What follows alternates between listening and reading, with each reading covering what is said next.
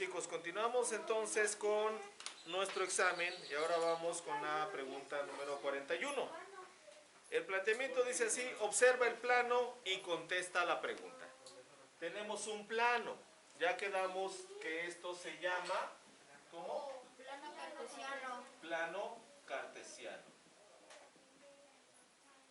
Y nos sirve para ubicar coordenadas o para ubicar puntos, para ubicar lugares. Lo podemos utilizar tanto en planos así como este en un examen, como también en un mapa, como también en un croquis, ¿de acuerdo? Entonces esta es la ubicación y nos permite ubicar, lugares, coordenadas determinadas mediante, se llaman pares ordenados. Conforme avancemos les voy a explicar, voy a darle la explicación a qué se refiere esto de par ordenado. Dice así: ¿cuál de los siguientes puntos tiene asignadas las coordenadas correctas? Vamos a ver, tenemos dentro de nuestro planteamiento lo que son las respuestas y nos dice que el inciso A, que la letra D estaría localizada en la abscisa 2. En la abscisa 2 voy a ordenarlo como se debe de hacer, ¿de acuerdo? En el plano viene otra forma. En el examen viene en otra forma, pero las voy a ordenar acá, como se deben de ordenar las coordenadas. Abscisa 2, ordenada 12.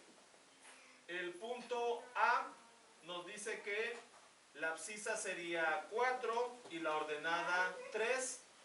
El punto C, que la abscisa sería 5 y la ordenada 11. Y esta es la B. Y finalmente la C, que la abscisa es 7 y la ordenada 10. Les explico. Para que nosotros podamos localizar puntos en el plano cartesiano, necesitamos dos datos, ¿de acuerdo?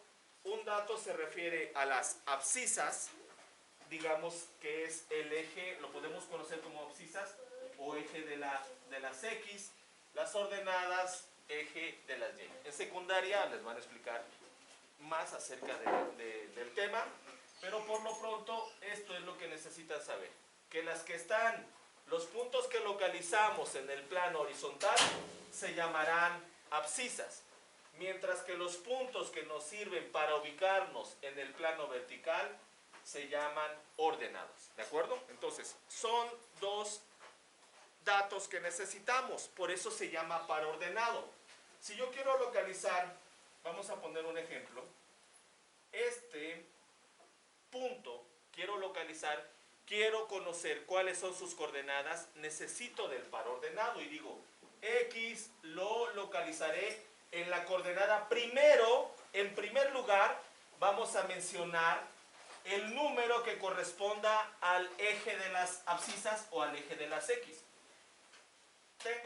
Le cambiamos de letra para que no se confundan con X. Vamos a poner la E. Entonces, ¿cuál sería el número que corresponde, que ubica el punto sobre el eje de las abscisas? El 5, ¿estamos de acuerdo? Primer punto, 5. Recuerden, el primero sería sobre el plano horizontal. Y ahora, ¿cuántos tuve que subir? 4. Cuento acá, tuve que subir 1, 2, 3, 4. Tuve que subir 4. Entonces, en el eje de las 10, en el eje de las ordenadas, en el plano vertical, subí, ¿cuántos? 4. Y esa es la opción, esa es la forma para que nosotros podamos obtener las coordenadas de este punto. Ahora lo vamos a hacer al revés. Supongamos que me dan las coordenadas, ¿de acuerdo? 0,9. 0,9.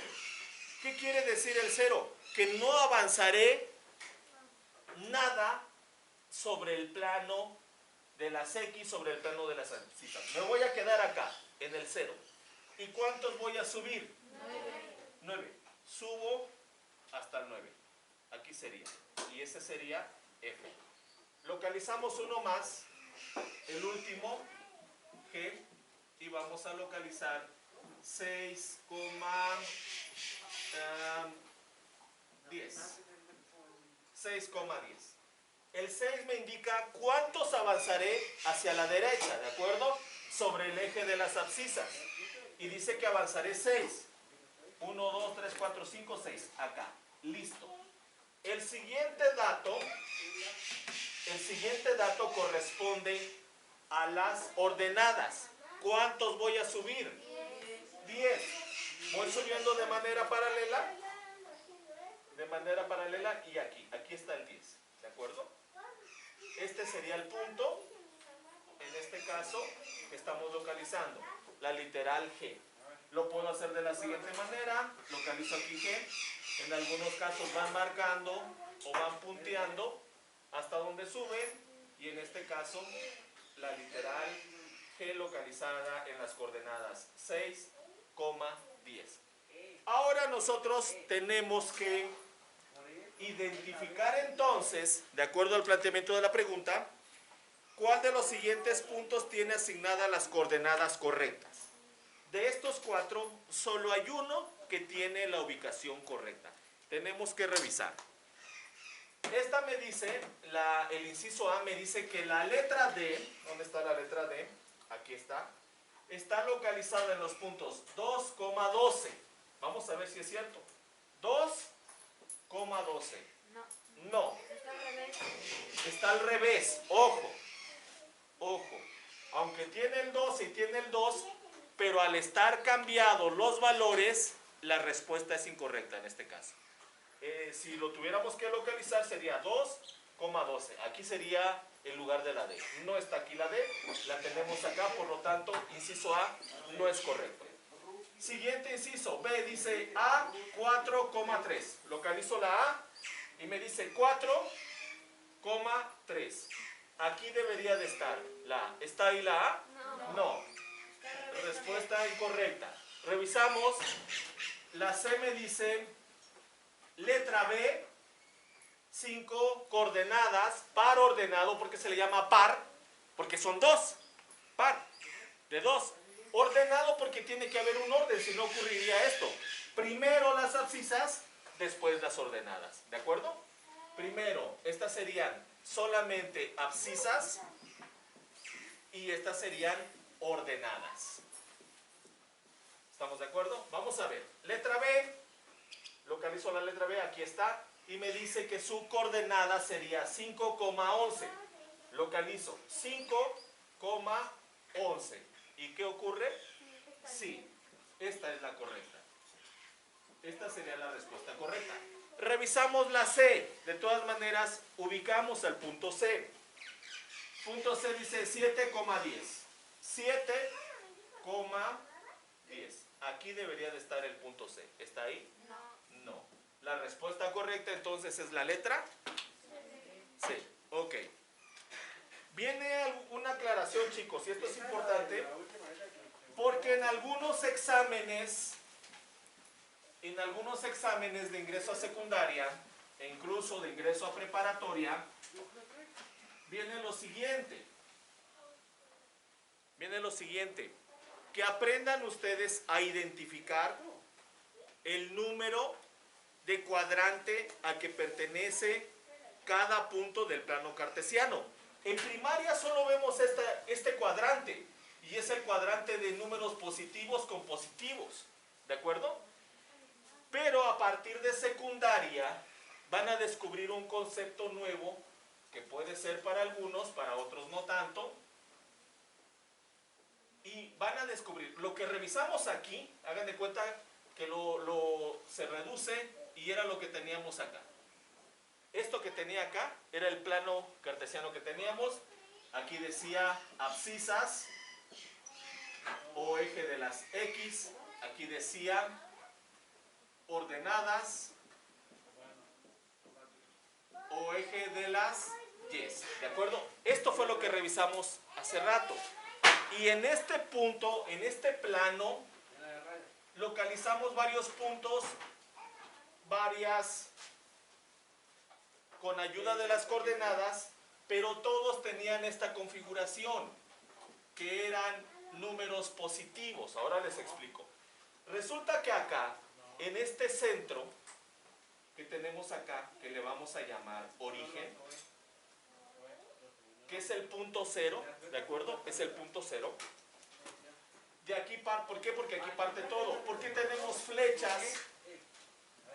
Porque indica que los números continúan. Pues yo puedo tener acá 1, 2, 3, 4, 5, 6, 7. 1, 2, 3, 4, 5, 6, 7. Pero si se dan cuenta son números enteros positivos. ¿De acuerdo? Hacia arriba dividimos aproximadamente y tenemos 1, 2, 3, 4, 5, 6, 7, 8. Uno más, 8. ¿De acuerdo? Pero resulta que hacia la izquierda nos vamos a involucrar, vamos a trascender al plano de los números negativos. ¿Qué es eso? Es como una deuda. ¿De acuerdo?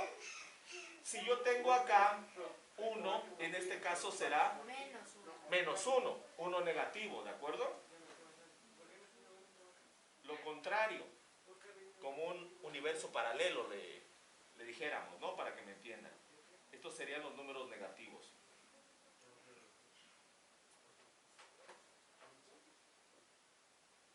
Menos 7 y menos 8. ¿Qué significa eso de números negativos? Por ejemplo, si ustedes tienen 10 pesos y quieren comprar en la papelería una regla que vale 12 pesos, ustedes tienen 10 pesos.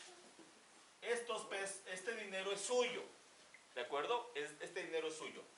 Pero en la papelería quieren comprar una regla y la regla vale 12 pesos. Ojo, nunca queden a deber, jamás, ¿de acuerdo? ¿Sale? Como les digo, mis chicos, solo en la resta se presta, pero en la vida real, jamás, ¿ok? A menos que sea un caso extremo, de extrema necesidad. Pero este es un supuesto, ¿sale? Este es un ejemplo, para que me entiendan a qué se refieren los números negativos. Ustedes tienen 10 pesos, van contentos con sus 10 pesos a la tienda, a la papelería, a comprar su regla, la regla que vale 12 pesos. ¿Les alcanza para comprar la regla? No, pero como el dependiente, el dueño de la tienda, es muy listo y le gusta vender, y como los conoce, y conoce a su mamá, conoce a su papá, les dice: lleva tu regla, hijito, aquí está tu regla, hijito, llévala, no te preocupes, después me lo pasas a pagar. Pero ustedes jamás vayan a hacer eso, ¿eh? Este es solo un ejemplo, para que me entiendan a qué se refieren los números negativos. Tienen 10 pesos, la regla cuesta 12 pesos. ¿Cuánto le deberán al señor de la papelería? 2 pesos, le van a deber 2 pesos. ¿Cómo representamos esos 2 pesos que deben? Lo vamos a representar como una deuda, como con el signo negativo menos 2. Ya no tienen sus 10 pesos. Ya no tienen sus 10 pesos porque ya los pagaron. Pero ustedes ahora deben 2 pesos. ¿De acuerdo? Este es el resultado, es la cantidad de lo que tienen ahora, menos 2, deben 2 pesos, ¿de acuerdo? Entonces, cuando nosotros queremos representar números negativos, que generalmente significan una deuda, o depende de lo que estemos hablando, por ejemplo, podemos hablar de números negativos si decimos: aquí hay un poste, la compañía de luz, digamos que cavó un pozo para colocar un poste de luz, y el poste de luz tiene hacia arriba lo que es la parte del terreno, tiene 7 metros, y lo que cavó para colocar el poste son 2 metros. Entonces, generalmente lo que ocuparemos en este caso, lo que tenemos de excedente del poste serían 7. Pero los 2 metros, ¿cómo representamos esos 2 metros que fueron escarbados, que es lo que corresponde al poste que está hundido, enterrado? Sería menos 12, un número negativo, ¿de acuerdo? Entonces, como les digo, generalmente se entiende como una deuda, pero depende del contexto. Puede ser en este caso lo que está enterrado como número negativo, como número positivo, lo que está en la superficie. Depende del contexto. Pero generalmente lo vamos a ver como una deuda. ¿Ok? Entonces, queda entendido en este punto cuál es el concepto de los números negativos. Puede ser una deuda. Puede ser, en este caso, en el ejemplo del poste, la longitud del poste que está enterrado. Y pueden haber más ejemplos de números negativos, pero por lo pronto nos quedamos con estos dos. Ahora bien, así como el eje de las abscisas, el eje de las X tiene sus números negativos, también el eje de la Y tiene sus números negativos.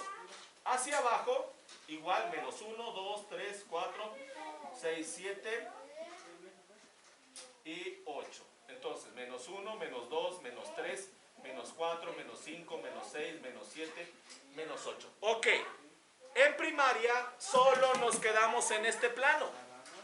A partir de secundaria van a empezar a trabajar todo el plano cartesiano completo.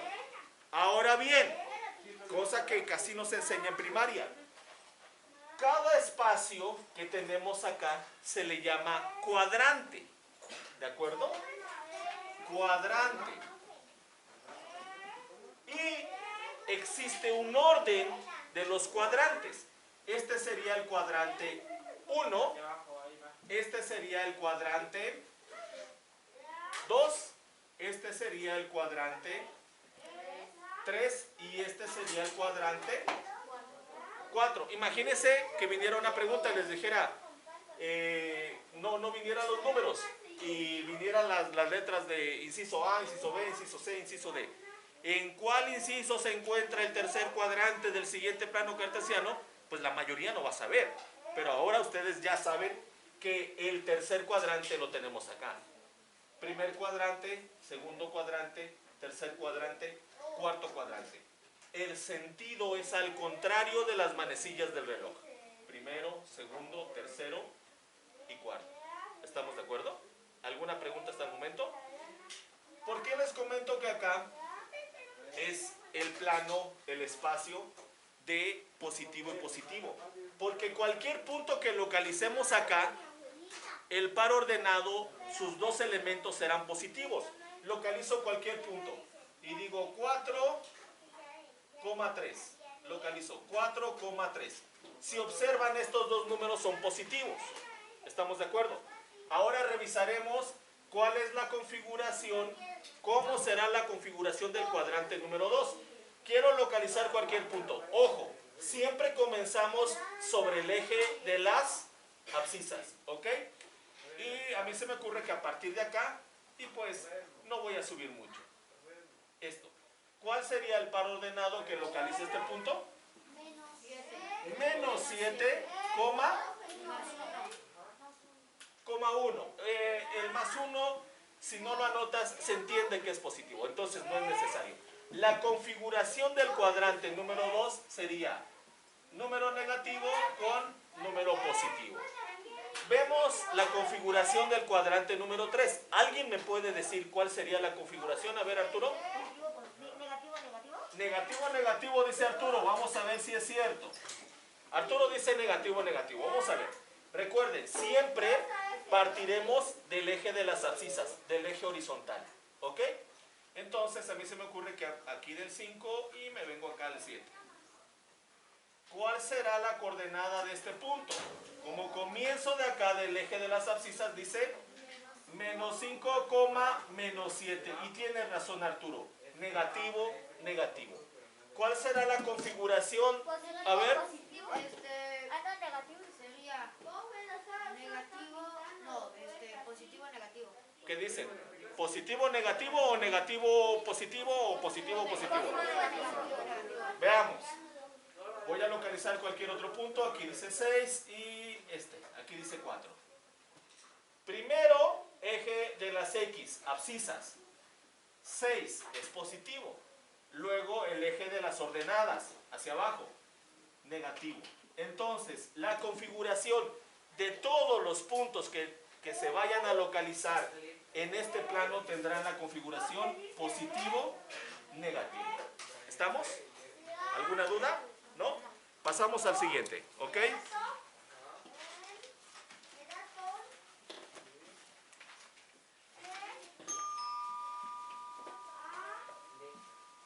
Siguiente ejercicio, dice así. ¿Cuál de los siguientes círculos tiene trazado el radio?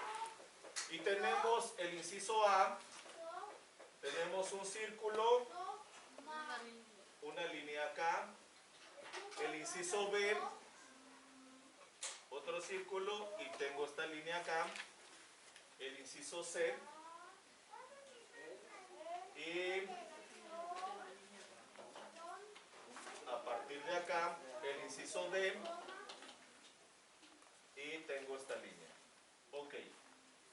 El círculo o circunferencia, mejor dicho, tiene, porque el círculo es la figura, ¿de acuerdo? La circunferencia sería el contorno que tenemos acá. Dice, ¿cuál de los siguientes círculos tiene trazado el radio?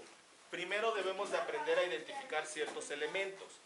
El radio, que es una de las líneas del círculo, partirá del centro a cualquiera de sus puntos. Ese es el radio, ¿de acuerdo? Puede estar colocado así, puede estar colocado acá, puede estar colocado acá, puede estar colocado en diagonal, puede estar colocado como sea, en la posición que sea, en el ángulo que sea, pero siempre y cuando la característica principal es que vaya del centro hacia un punto de la circunferencia. ¿Estamos de acuerdo? Entonces, ¿qué estamos buscando nosotros? El radio. El radio sería este. La C. Pero identifiquemos las otras cuerdas, así se les llama, las otras líneas que tenemos. Esta, que toca dos puntos de la circunferencia y que pasa por el centro, se llama diámetro, que es un ángulo llano, como iba a decir Cali, sí forma un ángulo llano. Pero en este caso que estamos aprendiendo a identificar las líneas, sería un diámetro. Esta línea que no pasa por el centro, pero que sí toca dos puntos de la circunferencia, se llama cuerda. ¿De acuerdo?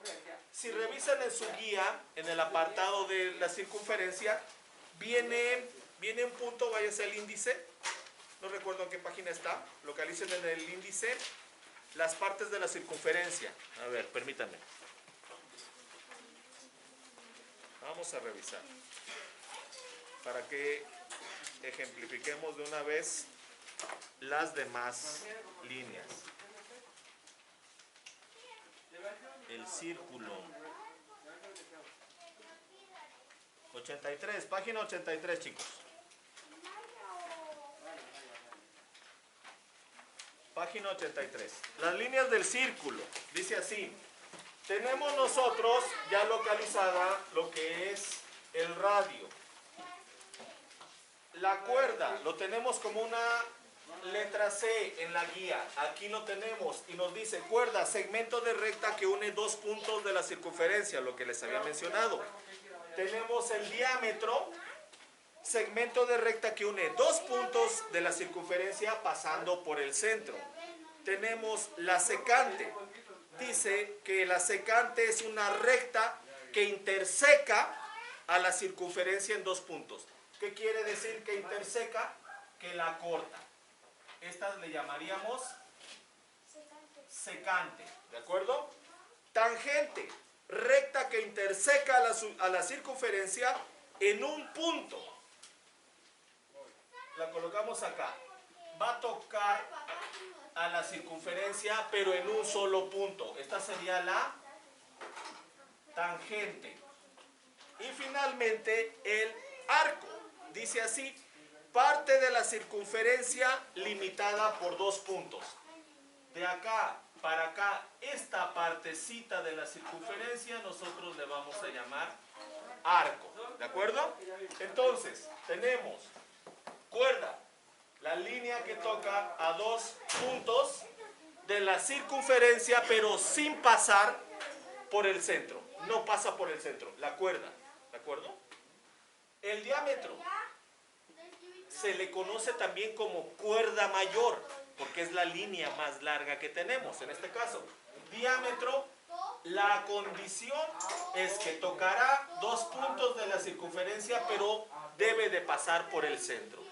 Aunque tengamos una línea así, que pase muy cerca del centro, pero si no pasa sobre el centro, no es diámetro, sería una cuerda. ¿Estamos de acuerdo? Ok. Puede pasar 1 milímetro, pero no Puede estar a medio milímetro, pero si no pasa en el centro, no es el diámetro, ¿de acuerdo? Y el radio, que era lo que estábamos localizando, es la mitad del diámetro. ¿Ok? Es la mitad. Es la línea recta que sale del centro o que va del centro a cualquier punto de la circunferencia. Esta línea que tenemos acá pues no significa nada, pero nos sirvió este círculo para identificar otra línea de la circunferencia, que es un segmento de recta que va de un punto a otro sobre la circunferencia. A eso le vamos a llamar arco. La secante es una línea que divide o que corta, interseca, dice ahí, al círculo en 2 lados, 1 y 2. Y la tangente tocará a nuestro círculo, pero solamente en un punto. Continuamos entonces. Siguiente pregunta.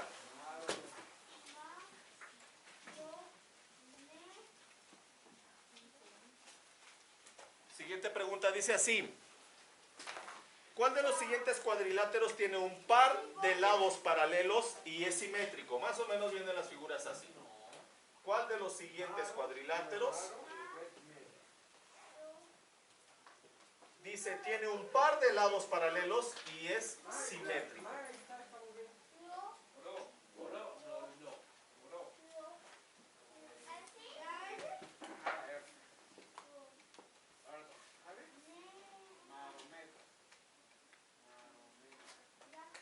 Ok, dice así: ¿cuál de los siguientes cuadriláteros tiene solamente un par de lados paralelos y es simétrico?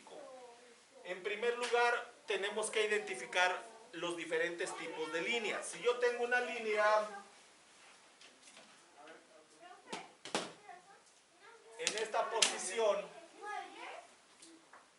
¿qué clase de línea sería?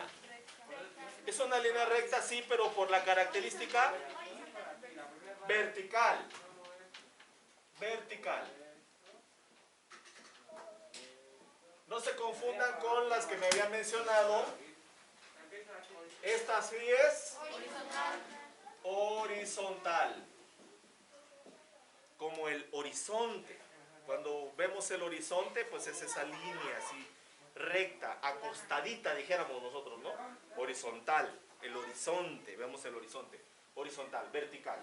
Si yo localizo esta línea así, muy fácil, así o así, ¿cómo está esa línea? ¿Está qué? paralela. No, Ah, no. inclinada. ¿Ya? ¿De acuerdo? Son conceptos básicos que debieron de haber visto que en cuarto, por lo menos, en cuarto grado. Pero no se preocupen, ya estamos haciendo el repaso. Ahora viene otro tipo de líneas. Si tenemos una línea que está separada a la misma distancia, que la separa a la misma distancia y que jamás se van a juntar, ¿cómo se les llama? Paralelas. Paralelas. Vi un meme, ¿sí saben qué cosa es un meme? ¿Verdad? Y a ver si me dan la razón. Vamos a ver si cabe.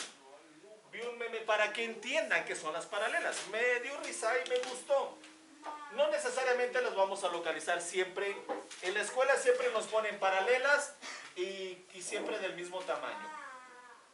Pero no siempre las paralelas van a tener el mismo tamaño. Si se dan cuenta en este caso, hay una más larga y otra. Y para que no se les olvide, ojo, paralelas, observen que al escribir paralelas, las dos L's forman dos líneas paralelas, ¿ya?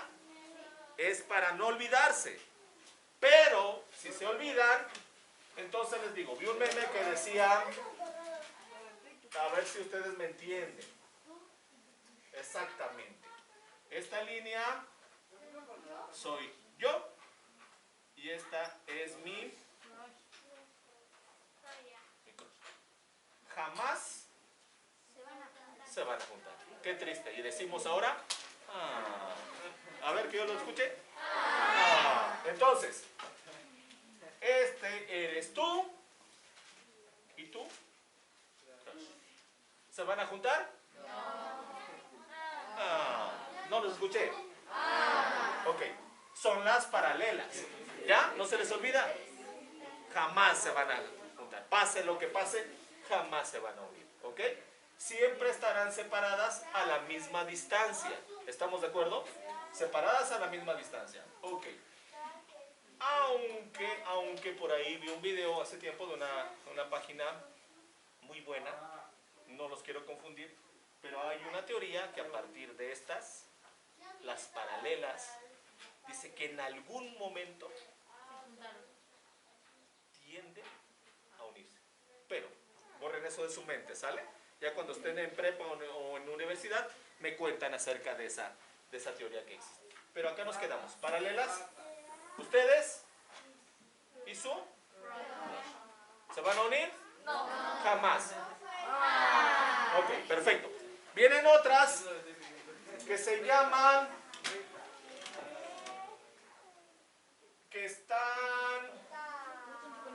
forman un ángulo de 90 grados. Forman un ángulo de 90 grados o un ángulo recto. ¿Cómo se llaman? Estas líneas que forman un ángulo recto se les llaman perpendiculares. Bueno, este formó 4. Pero por lo menos formando un ángulo recto ya son perpendiculares. ¿De acuerdo? Y la podemos tener así, las puedo tener así, aquí hay un ángulo recto, las puedo tener como una T, las puedo tener así, ¿de acuerdo? Y van a formar ángulo recto, seguirán siendo perpendiculares. Y hay otras líneas, se me estaban olvidando. Estas que están acá se llaman secantes. Se cortan, pero no forman ángulos rectos, ángulos de 90 grados. ¿Vamos bien? Ok. Con base a ese pequeño repaso, entonces dice el planteamiento. ¿Cuál de los siguientes cuadriláteros? Cuadrilátero es cualquier figura que tiene 4 lados. Cuadri, 4. Látero, lados. Cuadriláteros, 4 lados. ¿Cuál de los siguientes cuadriláteros tiene un par de lados paralelos? A ver, veamos cuáles tiene un par de lados paralelos. Este y este sí cumple con el primero, tiene un par de lados paralelos. Estos no son paralelos. Veamos este con este sí cumple con esa consigna que tiene un par de lados paralelos. Esta y esta sí cumple también. ¡Qué barbaridad! Veamos esta. Tiene un par de lados paralelos y esta tiene 2 pares de lados paralelos. Por lo tanto, definitivamente esta no es. Nos quedamos con estas 3. Descartamos esta. ¿De acuerdo? La descartamos. Ese romboide. Entonces ahora la siguiente pista es simétrico. La simetría, vamos con el otro tema. O eje de simetría. ¿Sí vieron eje de simetría en la escuela o no? Esa pandemia nos ha dejado con muchos vacíos. Pero la simetría es aquella línea que divide a una figura en 2 partes iguales, pero deben de ser congruentes, es decir, se deben de corresponder. Regreso.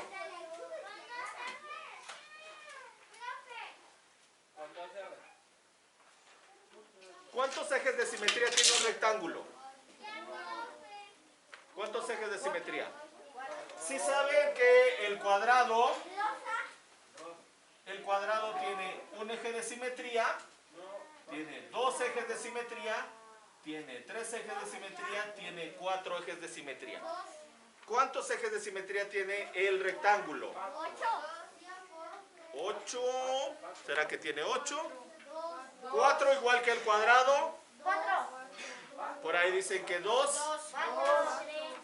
Eje de simetría es aquella línea que divide a una figura en dos partes iguales, ojo, pero que sean congruentes. ¿Qué quiere decir eso de que sean congruentes? Que a la hora de unirlas, ya sea así como lo estoy haciendo ahora de manera física o imaginariamente, se complementen. ¿Estamos de acuerdo? Eso es la congruencia. ¿De acuerdo? La dividió la figura en dos partes iguales. Al dividirla, esas dos partes se complementan. No me sobra nada, ni me sobra, no me sobra ni me falta nada. ¿Estamos de acuerdo? Entonces, llevamos una línea de eje de simetría. Ojo, este rectángulo llevo una. Aquí está. Una. ¿Tendrá otro eje de simetría este rectángulo? ¿Cómo lo doblo? Ya lo doblé en vertical. En horizontal, ok. Lo doblo en horizontal.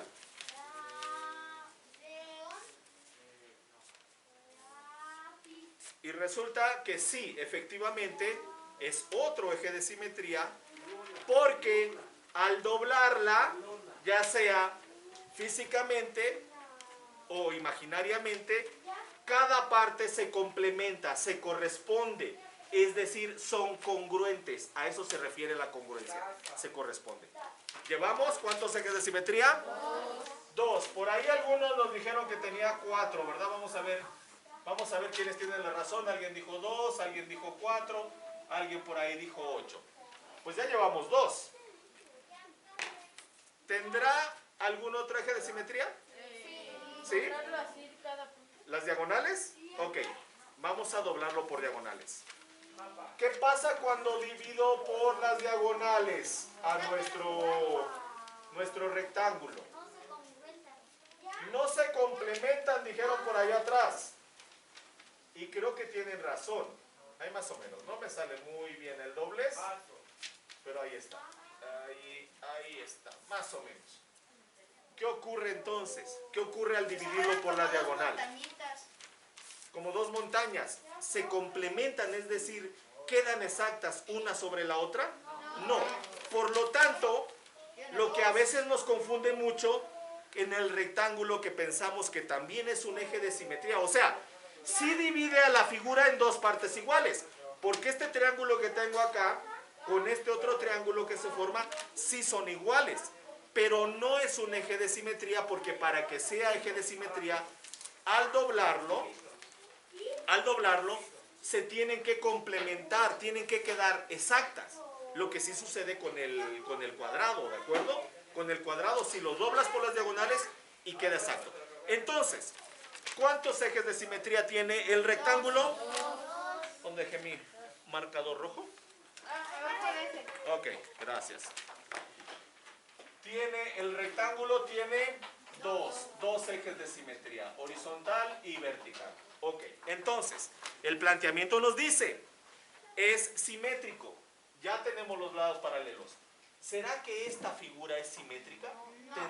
¿Tendrá eje de simetría? No tiene eje de simetría, porque si por ejemplo quiero doblarlo de acá para acá, me estaría quedando este pico de este lado, ¿no? Y si quiero doblar, por eso les digo, imaginariamente, porque en el examen no van a estar rompiendo la figura y van a estarlo doblando, ¿no? Ahí tienen que utilizar la abstracción, tienen que imaginarlo. Y si yo quisiera pensar que este es un eje de simetría, si doblo esta parte de acá, me va a quedar un sobrante así. Por lo tanto, la A no. Veamos la B. Nos decía entonces que un par de lados paralelos sí cumple y es simétrico. Si lo quiero doblar para acá, al doblarlo, Quedarían dos puntitas. exactamente, quedarían dos puntitas. Como cuernito. Como sus orejitas, ¿no? Más o menos. ¿Y qué pasa si las doblo por acá? Así sí queda. Es así, si yo las doblo, sí se complementan. ¿De acuerdo? Entonces, es la B. Analizamos esta.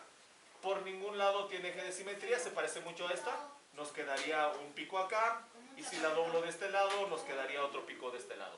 Esta, si yo pienso que este es un eje de simetría, esta no tiene, Y si lo doblo, me quedaría algo así, más o menos. ¿De acuerdo? Y si lo doblo en vertical, de este lado, me quedaría algo así. ¿De acuerdo? ¿Estamos de acuerdo? Por lo tanto, el cuadrilátero que tiene un par de lados paralelos y que es simétrico está en el inciso B, el trapecio. Ok. Maestro, huele a quemado. ¿Huele a quemado? Ok. No es la cámara que es lo importante. No es la cámara ni la casa. Ok. Gracias. Entonces dice, observa la figura, tenemos una figura ahí, un poco marciana. ¿De acuerdo? Un poco marciana la figura. Tenemos esto. Tenemos esto. Tenemos esto. Tenemos esto. Tenemos esto. Y tenemos esto. Ok, ahí está la figura más o menos. No, esta está más alargada. Más o menos, ¿de acuerdo? Ahí más o menos. Ok, y aquí tenemos la literal A, D, E, F, G, B y C.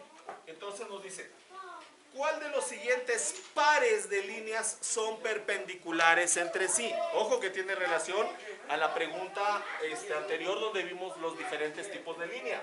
Vamos a ver cuáles son de los siguientes pares de líneas son perpendiculares entre sí. Tenemos el inciso A que nos dice que A y D debería de tener una línea arriba que nos indica segmento, no la tiene, pero bueno. El segmento EB, el segmento EF, el segmento AB, el segmento BC y el segmento FG, por último BG y FC, ¿de acuerdo? Entonces, revisemos cada segmento. Tenemos que identificar el par de líneas que sean perpendiculares. Perpendiculares. Es decir, que formen ángulos de 90 grados. Revisemos. A y D, tengo A y D con E y B. Estas son perpendiculares. Esta con esta son perpendiculares. No. E y F, la E y la F, aquí la tengo, con la A y la B. No. Porque no nos dice que las prolonguemos, ¿de acuerdo? B y C, aquí está B y C, con F y G. ¿Serán perpendiculares? No. Ninguna, hasta el momento. ¿Es FG, no es FC? ¿En cuál? En la B. No, en la sí, en la BC y FG. Si puso E, F y C. F, G, B, C. ¿Cuál es el error? Que puso la F con la C. ¿Y no es así? ¿Cuál era? En esta, estamos en esta. B con la C. B con la C y F. Ah, ok, sí, ya. Se cancela todo. B y C con F y G. ¿Qué tipo de líneas serían estas? B y C con F y G. Paralelas. Paralelas, ok. No es la perpendicular. Vamos con la última. B y G con F y C. B y G con F y C. Estas sí forman ángulos de 90 grados. Gracias, Fer, por la observación. ¿Ok?